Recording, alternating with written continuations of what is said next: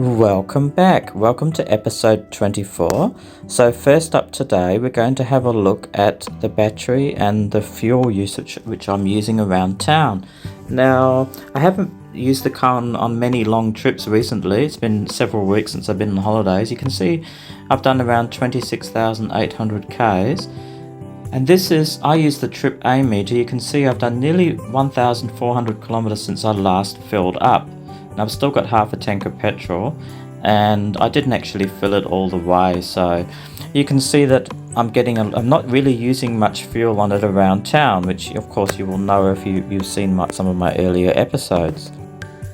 So I'm still towing mainly around town, and I'm doing around about 20 to 30 kilometers a day, not an issue. And like I said, I'm using mostly electric power. Now you can see here, these are the latest figures from my Watchdog app. I'm nearly up to 61% electric usage, and that's over 788 days. Now remembering, of course, I bought this car as a demo with about 8,000 Ks on it. I'm pretty sure had I bought this car from new, that would be a lot higher because I'll only use petrol on a long trip. But anyway, there's my figures from my last episode about a month ago. So you can see it was around 58%. So obviously when I'm not doing long trips, that percentage just goes up and up and up, because around town, like I said, I'll mainly use electric.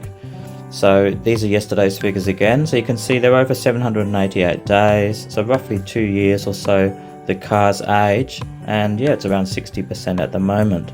Now that's all about to change, because I'm off on holidays again in a couple of weeks, and I will be taking my car. I'm heading up north, going up to Geraldton, which is on the coast, a few hundred kilometers north of Perth, and it's sort of like a part business trip, part holiday. I will get to do some things as well while I'm there. So I'm going to go and visit the Pinnacles again.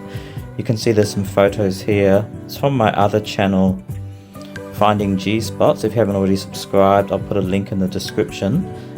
Yeah, so come and check us out over there at FindingGspots.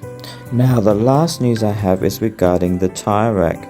So you may remember in a previous episode I mentioned about getting a spare tyre mounted on the car. So there is a company in Perth, and I've ordered this product here, which sort of swings down a bit. I was going to go with the one that goes to the right, where you swing it to the right, but I decided I didn't really need it, because around town I just put a spare tyre in the trailer if I need it, or I don't have one at all. So it's only on a long trip. So the company's called Mirack. I'll put a link in the description to them. You can see I got it sent last week. So here's the actual main part of the rack. And it needs to be it still needs to be constructed. They'll just send you the main part of it, and then all the bolts and everything like that. I had to get an auxiliary number plate as well, because it does obscure your number plate. So that cost me another $30 to get an auxiliary number plate. There's instructions with it, and it's just a matter now of constructing it. So I'm going to get a friend to help me do that when we've got a spare couple of hours. It will probably take a couple of hours, I would imagine, to do properly. You can see here's all the components here. It's got like an anti-rattle thing as well, which you can put in there to stop it rattling around, as well as the thing for the auxiliary number plate. So yeah, I'll be sure to do a video when I get round to doing that. Alright, thank you very much for watching. I really appreciate it, and don't forget to check out my other travel channel, FindingGspots, and I'll put a link, as I mentioned, to that as well.